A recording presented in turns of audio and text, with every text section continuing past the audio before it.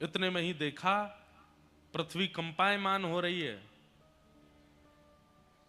पांडवों ने कहा, भगवान ये भूकंप जैसी स्थिति बन रही है, क्या हुआ? बोले, ये प्राकृतिक भूकंप नहीं है,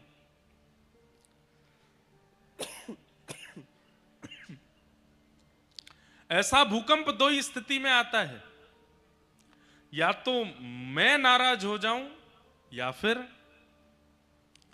शेषनाग, जिनकी सिर के ऊपर तिल के समान पृथ्वी है, वो नाराज हो जाएं। मैं तो प्रसन्न हूं, तो निश्चित है कि शेषनाग ही नाराज हुए, और शेषनाग ही बलराम जी हैं। बलराम जी के कोप के कारण पृथ्वी पर भूचाल आ रहा है। तभी देखा तो श्री बलराम जी महाराज हल मूसल लेकर के और दौड़ रहे हैं, और बस चिल्ला रहे हैं, भीम मेरे सामने आ, तू मेरे साथ युद्ध कर, तूने धर्म विरुद्ध कार्य किया।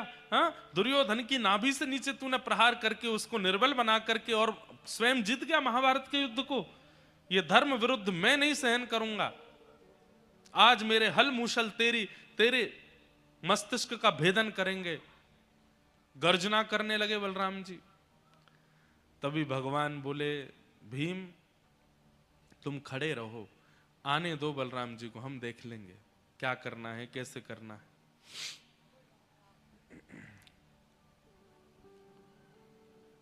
बलराम जी महाराज दौड़े।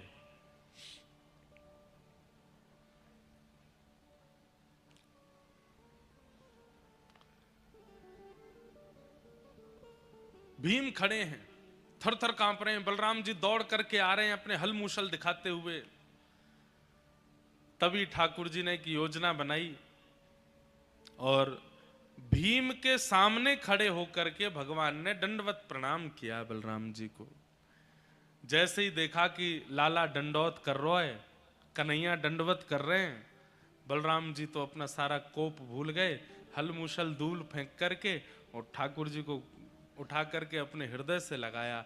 एक सीख यहां पर यह मिलती है, बड़े लोगों का क्रोध शांत करने का एक ही तरीका है, उनके चरणार विंद, उनके श्री चरणों को पकड़ लो। हम आपसे निवेदन करते हुए कहते हैं, कितने भी क्रोध में क्यों ना हूं, यदि आप उनके चरण स्पर्श कर लेंगे, चरणों का आलिंगन कर लेंगे, चरणों में लेट जाएंगे, अगर उनका स्वाभाविक क्रोध होगा तो वो शांत हो जाएंगे। और कहीं ईर्ष्या में भर करके, मद में भर करके कोई व्यक्ति क्रोध कर रहा हो और आप उसके चरण पकड़ रहे हैं, फिर भी वो अपना क्रोध शांत ना करे, तो समझ जाना कि इस व्यक्ति का क्रोध इसका नाश करेगा।